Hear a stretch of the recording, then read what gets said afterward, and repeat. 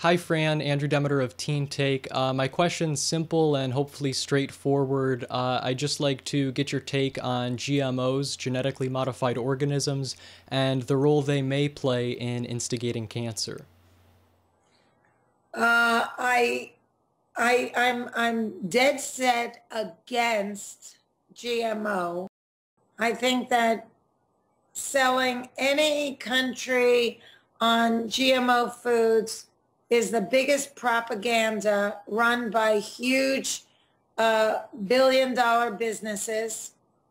And I think that they are extremely dangerous. I think they upregulate formaldehyde in the human.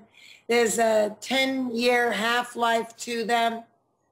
And I don't want any foods that have spliced into them pesticide, chemicals, as well as formaldehyde. The human has a zero tolerance for any extra formaldehyde than what it naturally creates. And so I just told my mom this the other day that, she said, so what, we can't buy corn? And I said, well, if you go to the market and you see a really ugly looking corn that's like been chewed up at the end and all that, you're probably safe to buy that. But when you see these stacks of perfect looking corn, run away. And I think that the more that people realize that we're being lied to, and it's all for the sake of making billions of dollars, and it's ruining humanity. There's so much food that can feed the world that gets wasted, or that farmers are not permitted to grow because they want to keep the market price high. And since it's all supply and demand, but it's not like there isn't enough food. What there's too much of is food that's been tainted with chemicals. And Monsanto, for example, is one of the leading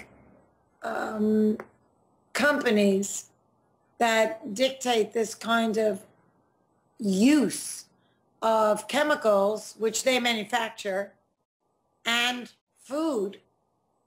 This is like apples and oranges, should never, ever be combined. Whether or not it's a contributor to testicular cancer, I really don't know. I have heard a lot of people draw connections to autism. And I know that by the year 2025, they expect 1 out of 2 children to have autism.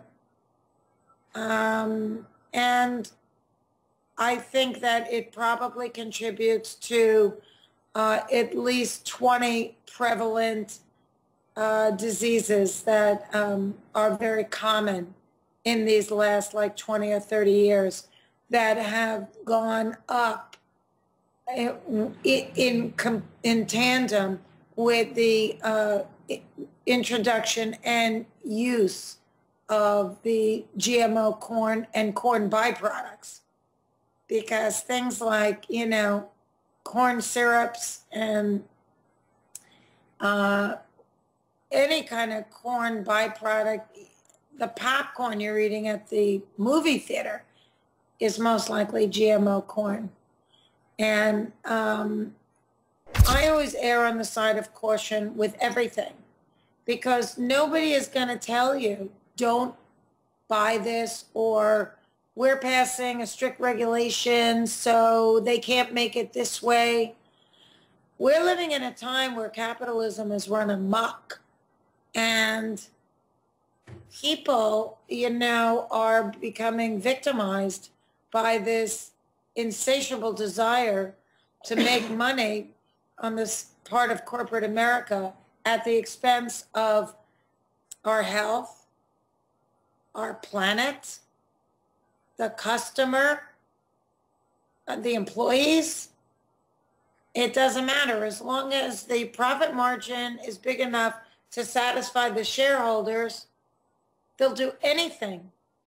And that's what, I'm going to start speaking out against. Anything less than that is unacceptable.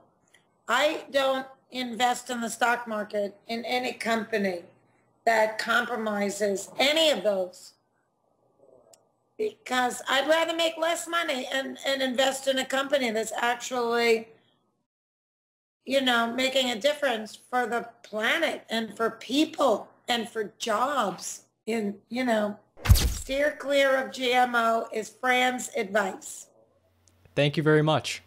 So is it possible that some of what we're seeing is related to what we're eating? The answer is yes, absolutely.